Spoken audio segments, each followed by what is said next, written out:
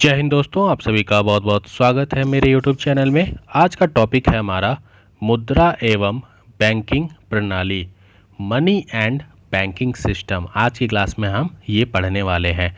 आप सभी को बता देना चाहता हूँ NCERT सार संग्रह की क्लासेस चल रही हैं, जिसमें जो पिछला टॉपिक था उसमें मैंने आपको 5 ईयर प्लान और इकोनॉमिक प्लानिंग जो चैप्टर है ये पढ़ाया था। और आज के क्लास में हम पढ़ने वाले हैं मनी एंड बैंकिंग सिस्टम। तो क्लासेस को आप सीक्वेंस से फॉलो कीजिएगा। मैंने प्लेलिस्ट बना रखी है, तो प्लेलिस्ट को देख लीजिएगा और उस वाइज ही फॉलो कीजिएगा, जिससे आपको किसी भी प्रकार की दिक्कत ना हो। कोई भी वस्तु जो सभी प्रकार के आर्थिक व्यवहारों, जिसमें ऋण भी सम्मिलित है, को पूरा करने में तथा भुगतान के माध्यम के रूप में समानता स्वीकार की जाती है, उसे हम मुद्रा कहते हैं। अगर आपसे कोई पूछे कि मनी क्या होता है, तो सभी प्रकार के आर्थिक व्यवहार, मतलब आप इकोनॉमिक मतलब कोई भी आर्थिक व्यवहार कर रहे हैं, उसमें अगर किसी भी प्रकार का अगर लेन देन कर रहे हैं, भुगतान का माध्यम स्वीकार कर रहे हैं, तो उस प्रोसेस को हम मनी कहते हैं। भारत में सबसे पहली बार जो कागजी मुद्रा है, जिसे हम पेपर मनी कहते हैं, वो वर्ष 1862 में शुरुआत की गई थी। कब? 1862, पेपर मनी। आगे बात करते हैं, किस प्रकार की मुद्रा में ब्रह्म मूल्य फेस वैल्यू के साथ साथ आंतरिक मूल्य इंस्ट्रिंसिक वैल्यू भी निहित होता है? तो धातु मुद्रा में। ठीक है, धातु मुद्रा में फेस वैल्यू के साथ साथ इंट्रिंसिक वैल्यू भी आपका निहित होता है। विदेशी मुद्रा जिनमें त्वरित प्रवास की प्रवृत्ति, क्विक माइग्रेशन ट्रेंड होती है, वह क्या कहलाती है? तो उसे हम गर्म मुद्रा या फिर हॉट मनी कहते हैं। अगर आपसे कोई पूछे कि हॉट मनी क्या होता है, तो वह विदेशी मुद्रा जिसे आप QMT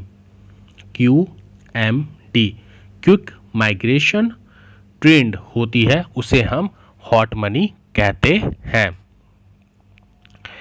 स्मार्ट मनी क्या प्लास्टिक मनी? स्मार्ट मनी या फिर प्लास्टिक मनी शब्द, जो प्लास्टिक मनी है, इस शब्द का प्रयोग किस चीज़ के लिए होता है? तो ये आपका क्रेडिट कार्ड और डेबिट कार्ड, जो आप क्रेडिट कार्ड और डेबिट कार्ड यूज़ करते हैं, उसी को हम स्मार्ट मनी या फिर प्लास्टिक मनी कहते हैं। आगे बात करें तो बिटकॉइन, आजकल बहुत चल रहा है ये नाम, बिटकॉइन। बिटकॉइन क्रिप्टो करेंसी का प्रचलन किसने किया था? तो ये किसने किया था? सातोशी नाकामोतो ने। सातोशी नाकामोतो, इन्होंने बिटकॉइन क्रिप्टो करेंसी का प्रचलन किया था। भारतीय रुपये वर्ष 1957 तक 6 आनों में विभाजित था। 1957 तक भारतीय रुपये 16 आनों में विभाजित था। इसके पश्चात दशमिक मुद्रा प्रणाली, डेसिमल करेंसी सिस्टम अपनाई गई और 1 रुपये को 100 समान पैसों में बांटा गया। RBI द्वारा जारी नोटों में कुल 17 भाषाएं होती हैं। फिर से समझिएगा इसको आप ध्यान से। कह रहा है कि जो भारतीय रुपये है वह वर्ष 1957 तक 16 आनों में विभाजित था, लेकिन उसके बाद इसे डेसिमल करेंसी सिस्टम में अपनाया गया और 1 रुपये की जो वैल्यू है वो आपका 100 समान पैसों में बांट दिया गया। और RBI जो नोट जारी करती है, उसमें टोटल आपके 17 भाषा का प्रयोग करती है। वह मुद्रा जिसका वास्तविक एवं अंकित मूल्य बराबर हो, उसे हम क्या कहते हैं? तो उसे हम आपका स्टैंडर्ड मनी या फिर प्रामाणिक मुद्रा कहते हैं। क्लियर? विशेष आहरण अधिकार, स्पेशल ड्राइंग राइट्स, जिसे SDR कहते हैं, इसका उदाहरण होता है आपका आर्टिफिशियल मनी या फिर कृत्रिम मुद्रा। तो याद रखिएगा, स्पेशल ड्राइंग राइट्स का उदाहरण क्या है? Artificial money.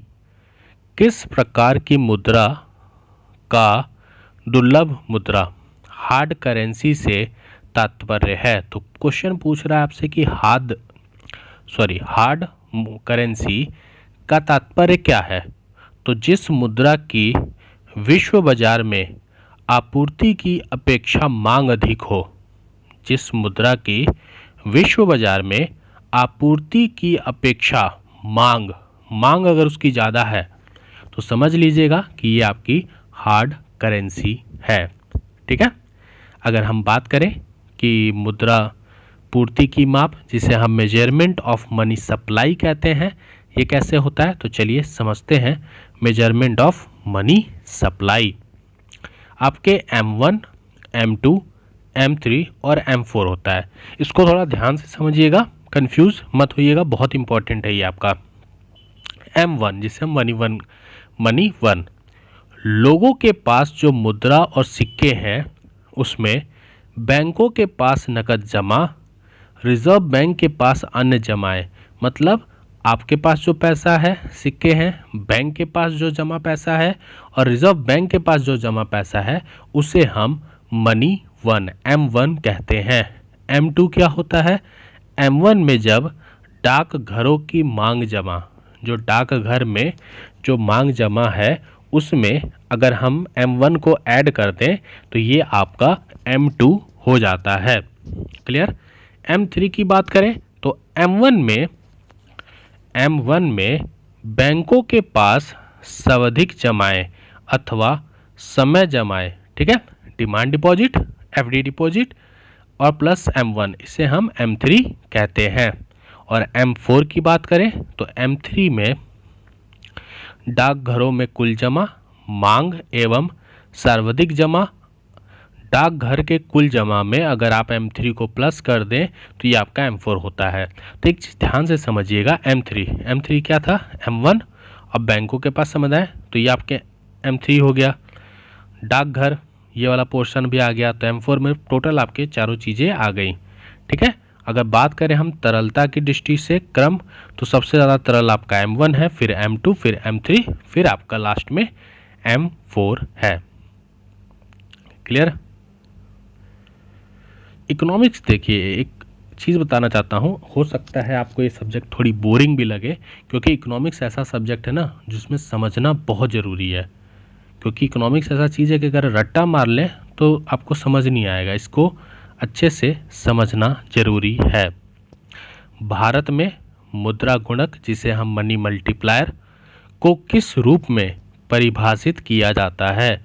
तो भारत में मनी मल्टीप्लायर को किस रूप में परिभाषित किया जाता है, तो आरक्षित मुद्रा के रूप में, आरक्षित मुद्रा के रूप में मनी मल्टीप्लायर को परिभाषित किया जाता है। Postal order, demand draft, cheque, पत्र किसके उदाहरण हैं। Postal order, demand draft, cheque, पत्र किसके उदाहरण हैं, तो ये सब आपके ऑप्शनल मनी के विनियम हैं। किसके, ऐच्छिक मुद्रा। मुद्रा प्रसार, जिसे हम करेंसी एक्सपेंशन कहते हैं, उसका तात्पर्य किस चीज़ों से होता है। तो अर्थव्यवस्था में ऊंची कीमतों का होना, उसे हम करेंसी एक्सपेंशन कहते हैं। भारत में सिक्कों की भारत में जो सिक्के होते हैं उनकी जो मतलब बनाई होती है, मतलब बनते कहाँ हैं सिक्के, तो ये आपका मुंबई, कलकत्ता और हैदराबाद में। 1 रुपये का नोट वित्त मंत्रालय द्वारा जारी किया जाता है, जिस पर वित्त सचिव के हस्ताक्षर होते हैं, जबकि अन्य करेंसी नोट RBI के द्वारा जारी किया जाता है, जिस पे रिजर्व बैंक के गवर्नर का साइन होता है। तो जो 1 रुपये का नोट है वह वित्त मंत्रालय जारी करती है, और बाकी 1 रुपये के करेंसी के नोट को छोड़ के जितने नोट होते हैं उनको RBI जारी करती है। 1 रुपये के नोट पर वित्त सचिव के हस्ताक्षर होते हैं, और 1 रुपये के नोट को छोड़कर जितने भी नोटें होते हैं उस पर रिजर्व बैंक ऑफ इंडिया जो होते हैं उनके गवर्नर का साइन होता है। वर्ष 2020 तक एक वैश्विक डिजिटल करेंसी लिब्रा तथा एक डिजिटल वॉलेट कैलिब्रा जारी करने की घोषणा किसने की थी? तो फेसबुक ने। याद रखिएगा, फेसबुक ने एक वैश्विक डिजिटल करेंसी लिब्रा और एक डिजिटल वॉलेट कैलिब्रा जारी करने की घोषणा की थी वर्ष 2020 में। भारत में मुद्रा एवं साख का नियंत्रण भारत में मुद्रा एवं साख का नियंत्रण किसके द्वारा किया जाता है? तो ये किया जाता है भारतीय रिजर्व बैंक के द्वारा। अभी आप मुझे बता सकते हैं कि भारतीय रिजर्व बैंक के गवर्नर कौन है? अगर आपको पता है तो मुझे कमेंट करके जरूर बताइएगा।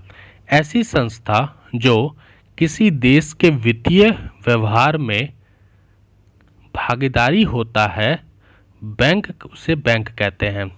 कोई क्वेश्चन पूछे बैंक क्या होता है, तो ऐसी संस्था जो किसी देश के वित्तीय व्यवहार में भागीदार होता है उसे हम बैंक कहते हैं। बैंकों को इस तरह के संस्थान व्यावसायिक गतिविधियों के लिए बैंकिंग कहलाती है। जब बैंक इस तरह के संस्थानों के व्यावसायिक गतिविधियों को बढ़ावा देती है तो इसे हम बैंकिंग कहते हैं। सबसे पहले आधुनिक बैंकिंग का विकास किस देश में हुआ था? तो ये हुआ था नीदरलैंड में। 1609 ईस्वी में आपका नीदरलैंड में आधुनिक बैंकिंग का विकास सबसे पहले हुआ था। भारतीय रिजर्व बैंक की स्थापना किस वर्ष में हुई थी? तो 1935 में। वर्ष 1935 में भारतीय रिजर्व बैंक की स्थापना हुई थी। भारत में केंद्रीय बैंक की स्थापना का सबसे पहला प्रयास किस आयोग ने किया था? तो चैम्बरलिन आयोग। चैम्बरलिन आयोग ने वर्ष 1914 में सबसे पहले भारत में केंद्रीय बैंक की स्थापना का सबसे पहले प्रयास चैम्बरलिन आयोग ने वर्ष 1914 में किया था। इंपीरियल बैंक ऑफ इंडिया, बहुत इंपॉर्टेंट क्वेश्चन है। इंपीरियल बैंक ऑफ इंडिया की स्थापना कब हुई थी? वर्ष 1921 में।